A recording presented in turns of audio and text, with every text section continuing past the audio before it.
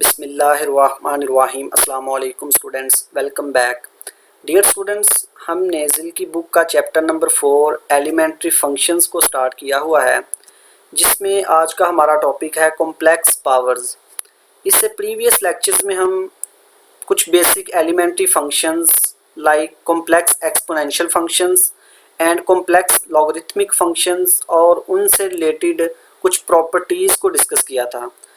आज हम उन्हीं कॉन्सेप्ट को यूज़ करते हुए कॉम्प्लेक्स पावर्स को डिफ़ाइन करेंगे। इससे पहले स्टूडेंट्स, हम चैप्टर नंबर 1 में किसी भी कॉम्प्लेक्स नंबर की पावर अगर रियल नंबर हो तो उसको एवेल्यूएट करना हम सीख चुके हैं।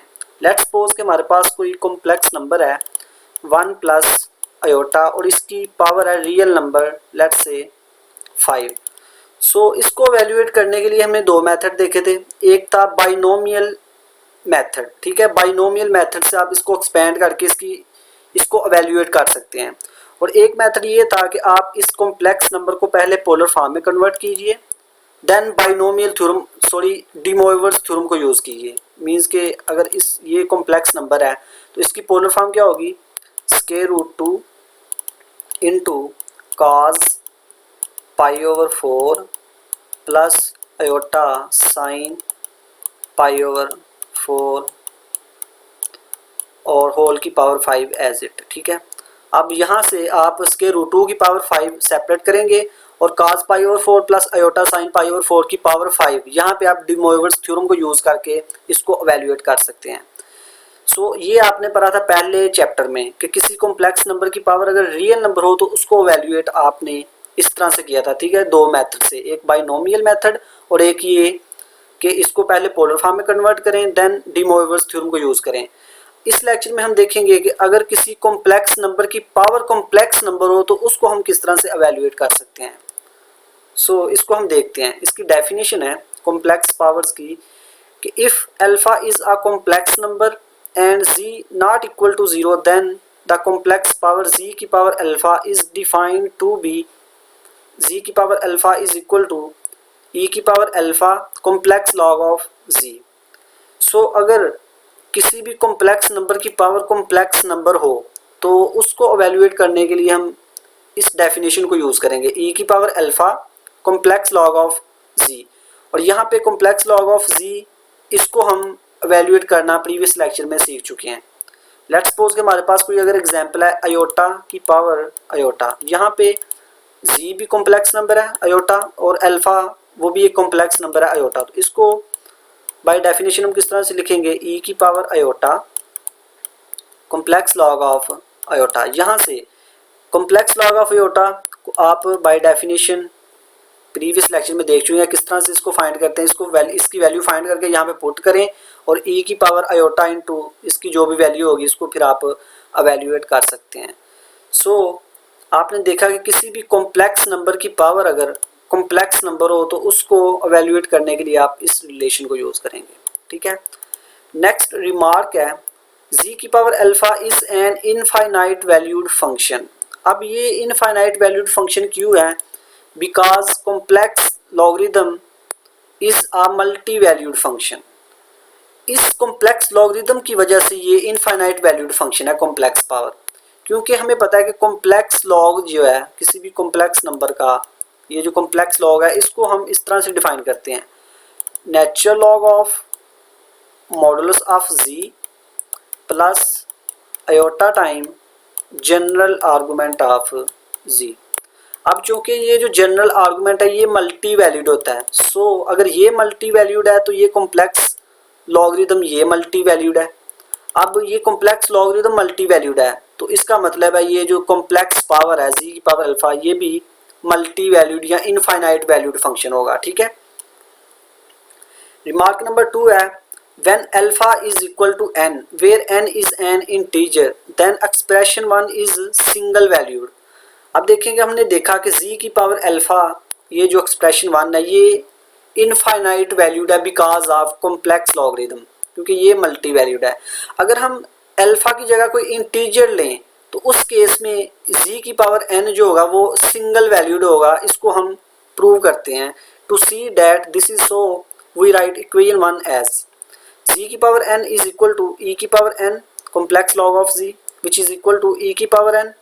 Bye definition complex log of z किसके इक्वल होगा, natural log of modulus of z plus iota time argument of z which is equal to e की power n natural log of मॉडुल of z into e की power n general argument of z into iota. यहाँ पे हमने exponential की property use की, exponential function की कि e की पावर z1 प्लस z2 हो तो इसको हम लिख सकते हैं e की पावर z1 इंटू e की पावर z2, ठीक है, इस तरह से। और यहाँ से आप देखें कि n को पहले आप इससे मल्टीप्लाई करेंगे e की power n complex log of natural log of modulus of z plus n into general argument of z into iota, ठीक है। तो यहाँ से आप इनको सेपरेट करके इस तरह से लिख सकते हैं। इसको कहते हैं equation number 2। If principal argument of z is equal to theta then general argument is equal to theta plus 2k pi. हमें पता है कि जनरल आर्गुमेंट किसके इक्वल होता है, प्रिंसिपल आर्गुमेंट प्लस 2k पाई के। तो यहाँ पे प्रिंसिपल आर्गुमेंट को हम थीटा कह रहे हैं, सो जनरल आर्गुमेंट किसके इक्वल आएगा, थीटा प्लस 2k पाई। और यहाँ पे k एक इंटीजर है, सो इसकी इस टर्म की वैल्यू फिर क्या होगी, e की power n general argument of z into iota is equal to e की पावर n। जनरल आर्गुमेंट किसके इक्वल होता है, प्रिंसिपल आर्गुमेंट हम थीटा को कहा है, थीटा प्लस 2k पाई और आयोटा एज इट। यहाँ से फिर हम इसको सेपरेट करके लिख सकते हैं e की पावर n थीटा और आयोटा ये साथ मल्टीप्लाई हो रहा है, ठीक है, इंटू फिर e की power n 2k pi into iota, ठीक है। ये इस तरह से हमने इनको सेपरेट करके लिख लिया। यहाँ से e की power n theta iota as it ही रहेगा और इसको हम लिख सकते हैं बाय आइलर आइडेंटिटी से e की पावर आयोटा और ये थीटा, इसको हम लिख सकते हैं कॉस थीटा, थीटा यहाँ पे 2nk पाई है प्लस आयोटा साइन 2nk पाई। और यहाँ से आप देखें कि n और k दोनों इंटीजर हैं, तो यहाँ पे अगर n और k दोनों मान लेंगे cos 2 पाई साइन 2 पाई, तो cos 2 पाई पे 1 साइन 2 पाई पे 0। इसी तरह अगर n और k 2 लेते हैं, 2 2 ज़ा 4 8, तो cos 8 पाई साइन 8 पाई, मीन्स के यहाँ पे आप जो मर्जी n और k को लें, cos 2nk पाई का आंसर हमेशा 1 आएगा, ठीक है, और साइन 2nk पाई का आंसर 0 आएगा। सो ये जो e की power n argument of z iota ये इक्वल आ जाएगा e की पावर n थीटा आयोटा के, ठीक है, ये 1 और ये 0 हो जाएगा, सो e की पावर n थीटा आयोटा के इक्वल आएगा। तो यहाँ से इक्वेशन नंबर 2 को हम फिर लिख सकते हैं z की power n is equal to e की power n natural log of modulus of z into e की पावर n थीटा आयोटा। और यहाँ से फिर हम इसको लिख सकते हैं e की power n natural log of modulus of z into e की पावर n, और थीटा हमने कहा था कि ये प्रिंसिपल आर्गुमेंट ऑफ z है, ठीक है, इंटू आयोटा एज इट। आप ये देखें कि ये जो है ये सिंगल वैल्यूड है। ये सिंगल वैल्यूड किस तरह से है, क्योंकि हम इसको हम लिख सकते हैं e की पावर n, ठीक है, यहाँ से n मीन्स के बेसिस सेम है, सो पावर्स ऐड होंगी तो n कॉमन आएगा और बाकी हमारे पास बचेगा natural log of modulus of z plus principal argument of z। तो वो बाय डेफिनेशन किसके इक्वल था, प्रिंसिपल लॉग के, ठीक है, इसके इक्वल था। तो अब चूंकि कि ये जो प्रिंसिपल लॉग है ये यूनिक होता है, तो इसका मतलब है कि ये जो है ये सिंगल वैल्यूड होगा। सो आपने देखा कि अगर किसी कॉम्प्लेक्स नंबर की पावर कॉम्प्लेक्स नंबर है, z की पावर अल्फा, अगर अल्फा कॉम्प्लेक्स नंबर है तो उस केस में z की power alpha infinite valued function है, ठीक है। अगर हम अल्फा की जगह इंटीजर n लें तो उस केस में z की पावर n जो होगा वो सिंगल वैल्यूड होगा। इसको हमने प्रूव भी किया, ठीक है। नेक्स्ट एग्जांपल है find the values of given complex powers. हमारे पास ये कॉम्प्लेक्स नंबर की पावर कॉम्प्लेक्स नंबर है, इसकी हमने वैल्यूज फाइंड करनी है, ठीक है। अब क्योंकि कॉम्प्लेक्स नंबर की पावर कॉम्प्लेक्स नंबर है तो ये इनफाइनाइट वैल्यूड फंक्शन होगा, इसको हम देखेंगे। बाय डेफिनेशन e आयोटा की पावर 2 आयोटा ये किसके इक्वल होगा, यहाँ पे z आयोटा है और अल्फा 2 आयोटा है, तो e की power alpha 2 iota log of complex log of iota, इसको क्वेश्चन नंबर 1 कहा हमने। अब कॉम्प्लेक्स लॉग ऑफ आयोटा की हम वैल्यू फाइंड करते हैं। प्रीवियस लेक्चर में इसको देख चुके हैं कि किस तरह से हम फाइंड करते हैं। ये कॉम्प्लेक्स लॉग ऑफ z ये इक्वल होता है natural log of modulus of z plus iota argument of z। यहाँ से आयोटा का मॉडुलस 1 होगा, so natural log of 1 0 plus iota general argument हमें पता है कि ये प्रिंसिपल आर्गुमेंट प्लस 2n पाई के इक्वल होता है, 2n pi as it plus principal argument of iota pi over 2 के इक्वल होगा। ठीक है, ये हमने निकालना सीखा हुआ है पहले कि प्रिंसिपल आर्गुमेंट ऑफ आयोटा ये किसके इक्वल आएगा। ठीक है, जनरल आर्गुमेंट इक्वल होता है प्रिंसिपल आर्गुमेंट प्लस 2n पाई के। तो यहाँ से principal argument of iota pi over 2 के इक्वल है और 2n pi as it's are. यहाँ से आप एलसीएम जब लेंगे तो आएगा पाई प्लस 4n पाई ओवर 2। तो पाई कॉमन लेंगे तो ये आएगा 4n प्लस 1 ओवर 2, पाई बाहर कॉमन आ गया और ये आयोटा साथ वैसे ही।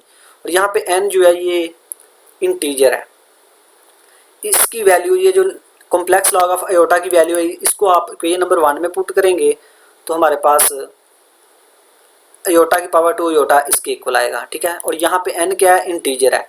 अब यहाँ पे देखेंगे अगर n की वैल्यूज़ को पुट करते जाएं आपको वैल्यूज़ मिलती जाएंगी। सो आयोटा की पावर 2 आयोटा ये इनफाइनाइट वैल्यूड फंक्शन है। ठीक है, द वैल्यूज़ ऑफ आयोटा की power 2 iota corresponding to n is equal to -1, 0 and 1 are this. ठीक है, 1 n इज इक्वल टू -1 की कोरिस्पॉन्डिंग ये वैल्यू होगी, 0 के कोरिस्पॉन्डिंग ये वैल्यू होगी और 1 के कोरिस्पॉन्डिंग ये वैल्यू आएगी इसकी। ठीक है, इसी तरह से आप रिमेनिंग वैल्यूज़ भी निकाल सकते हैं। नेक्स्ट हम देखते हैं, as we pointed out the complex power z की power alpha defined by 1 is a multi valued function. ठीक है, हमने देखा है कि z की पावर अल्फा ये मल्टी वैल्यूड है। क्यों है, because it is defined by using multi valued complex logarithm, क्योंकि इसको in terms of complex log define किया जाता है। ठीक है, इस वजह से z की पावर अल्फा जो है ये मल्टी वैल्यूड फंक्शन है।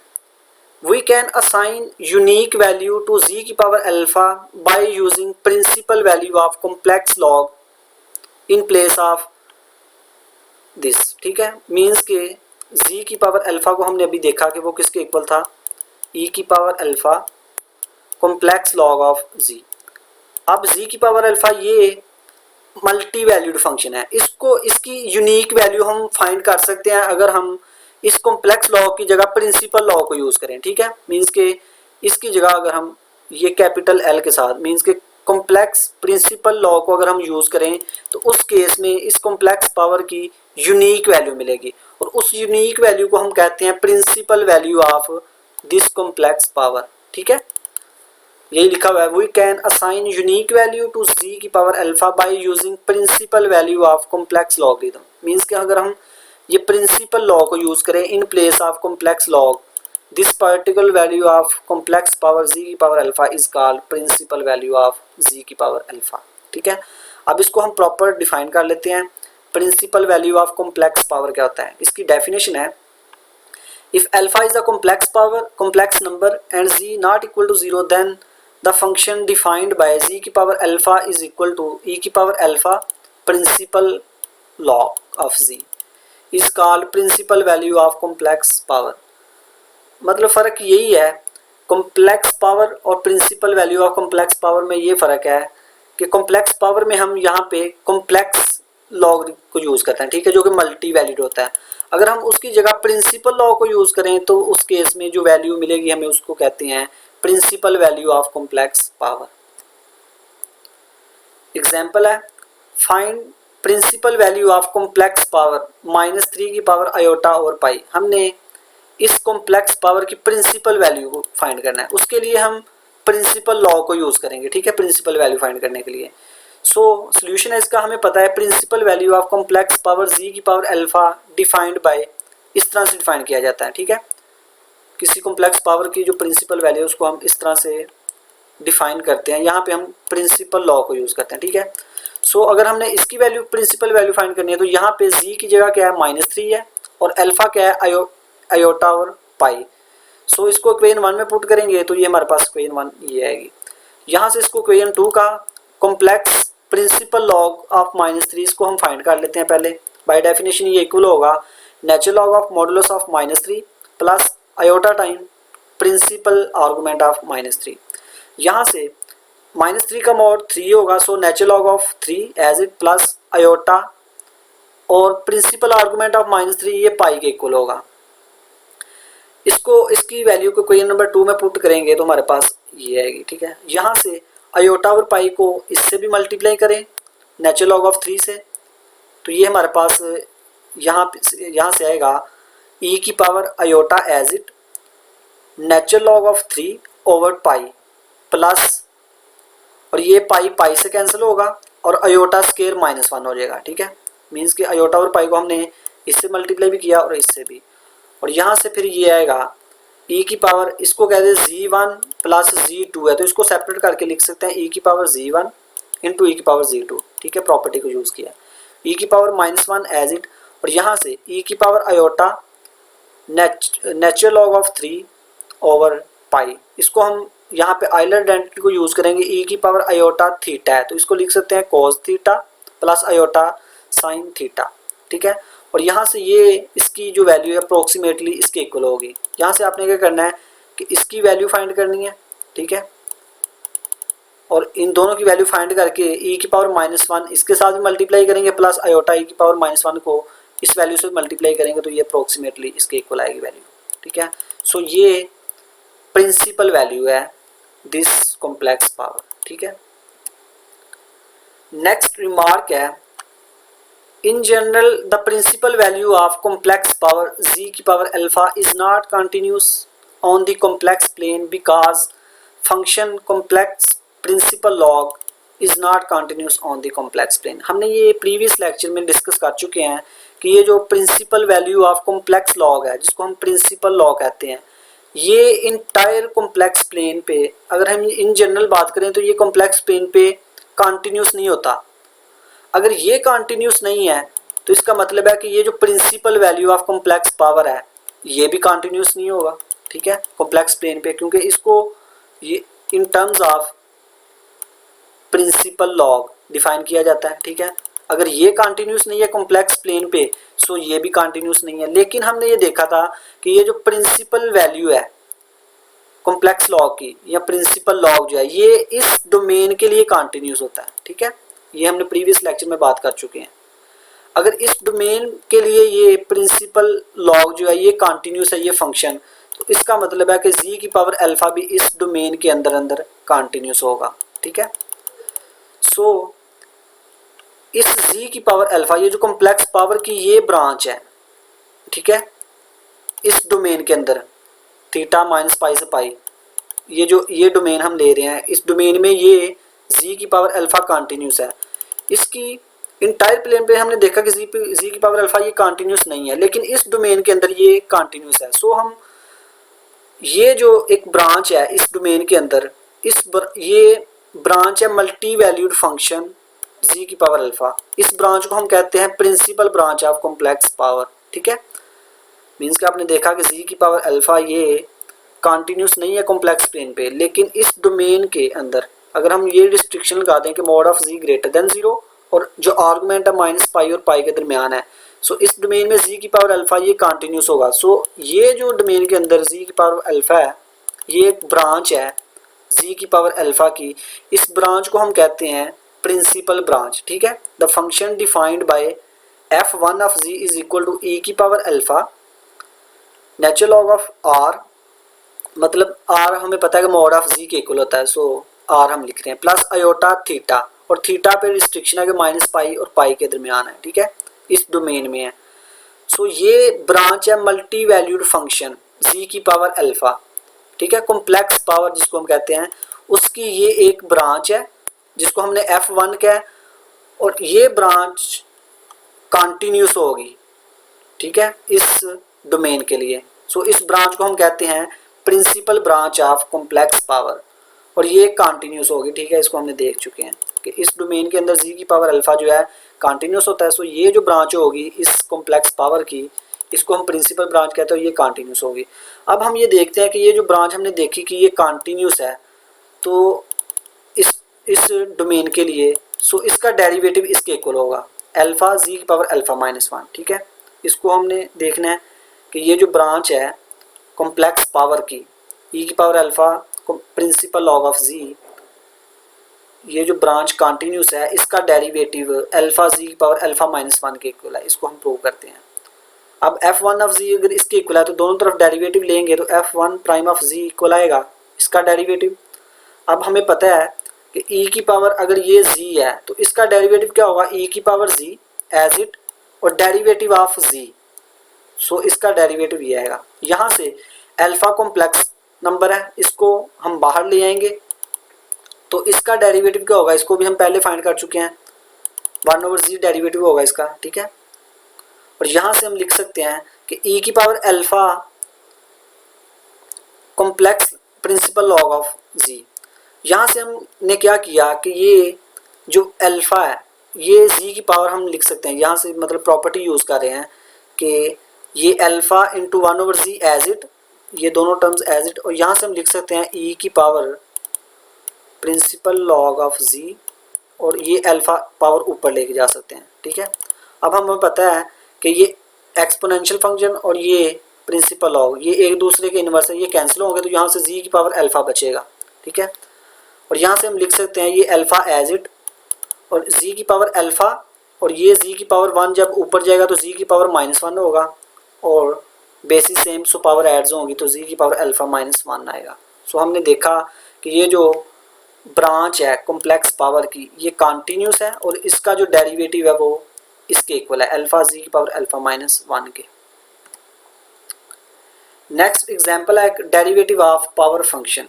Find derivative of principal value z की power iota at the point. इस पॉइंट पर हमने इसका डेरिवेटिव फाइंड करना है। सबसे पहले हम देखते हैं कि क्या ये जो कॉम्प्लेक्स हम पावर इस प्रिंसिपल वैल्यू की हमने डेरिवेटिव फाइंड करना है ना, तो सबसे पहले हम देखेंगे कि क्या ये कॉन्टिन्यूस है कि नहीं इस पॉइंट के लिए। सो सबसे पहले हम देखेंगे कि क्या ये पॉइंट इस डोमेन के अंदर लाई कर रहा है। अगर इस डोमेन के अंदर होगा तो तभी हम इसका डेरिवेटिव फाइंड कर सकते हैं इस पॉइंट पे, ठीक है। तो ऑब्वियसली ये पॉइंट इस डोमेन के अंदर होगा क्योंकि z अगर ये है तो इसका मॉडुलस ग्रेटर देन 0 आएगा, ठीक है। आप चेक कर सकते हैं इसका मॉडुलस √2 होगा विच इज़ ग्रेटर देन 0, और इसका जो आर्गूमेंट होगा वो होगा π/2 जो कि इस में लाई कर रहा है। सो इसका मतलब है कि ये पॉइंट इस डोमेन में है, तो इसका मतलब है इसका हम डेरिवेटिव फाइंड कर सकते हैं। इसका डेरिवेटिव क्या होगा, z की पावर आयोटा का पावर पहले पावर से 1 कम, ठीक है। सो इसका डेरिवेटिव ये है, हमने इस पॉइंट के ऊपर डेरिवेटिव फाइंड करना है तो इसका इस पॉइंट पे डेरिवेटिव क्या होगा, सिंपल z की जगह 1 प्लस आयोटा पुट करें तो वो हमारे पास ये आएगा। यहाँ से हम z लिख सकते हैं iota as it 1 plus iota की पावर आयोटा -1 है, तो यहाँ से हम 1 प्लस आयोटा की पावर आयोटा सेपरेट किया और 1 प्लस आयोटा की पावर -1 को सेपरेट किया। यहाँ से आयोटा 1 प्लस आयोटा की पावर आयोटा ये एज इट, और ये 1 प्लस आयोटा की पावर -1 नीचे जाके +1 हो जाएगी। यहाँ से 1 प्लस आयोटा की पावर आयोटा एज इट आएगा, और यहाँ पे हमने क्या किया है कि आयोटा ओवर 1 प्लस आयोटा बचेगा। यहाँ से इसको रैशनलाइज करेंगे मीन्स के 1 minus iota over 1 minus iota, तो ये इक्वल आएगा आयोटा +1 ओवर और नीचे 2 आएगा। सो ये जो है आयोटा ओवर 1 प्लस आयोटा ये इक्वल है आयोटा 1 प्लस आयोटा ओवर 2 के, ठीक है। 1 प्लस आयोटा ओवर 2 और 1 प्लस आयोटा की पावर आयोटा एज इट। यहाँ से आप इसकी वैल्यू फाइंड कर सकते हैं 1 प्लस आयोटा की पावर आयोटा मीन्स कि ये कॉम्प्लेक्स नंबर है, उसकी पावर कॉम्प्लेक्स नंबर है, इसको आपने वैल्यूएट करना भी सीखा है। सो ये इसके इक्वल आएगा, इसकी वैल्यू को यहाँ पे पुट करेंगे आप तो हमारे पास ये अप्रोक्सीमेटली इसके इक्वल आ जाएगा, ठीक है। यहाँ से आप स्टूडेंट्स डायरेक्ट यहाँ पे आप क्या करें कि आयोटा इंटू 1 प्लस आयोटा की पावर आयोटा -1 है, आप यहाँ से भी इसको कैलकुलेट कर सकते हैं, ठीक है। आपको ये करने की ज़रूरत नहीं है स्टेप्स, मतलब कि आप आयोटा एज इट और इसको आप एवेल्यूएट कर लें कि ये कॉम्प्लेक्स नंबर है, इसकी पावर भी कॉम्प्लेक्स नंबर है। सो इसको आप एवेल्यूएट कर लें बाय डेफिनेशन और इसकी वैल्यू को यहाँ पे पुट करके इसका डेरिवेटिव फाइंड आउट कर सकते हैं।